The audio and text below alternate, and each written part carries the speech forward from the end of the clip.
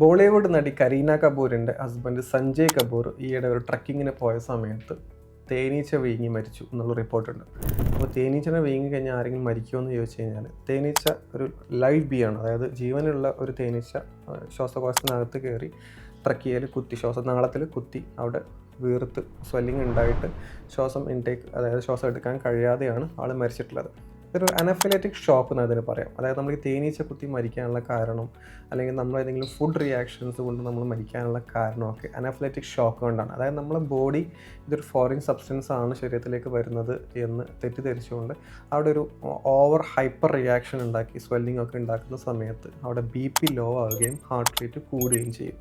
So ഇതൊരു മരണത്തിലേക്ക് നയിക്കും.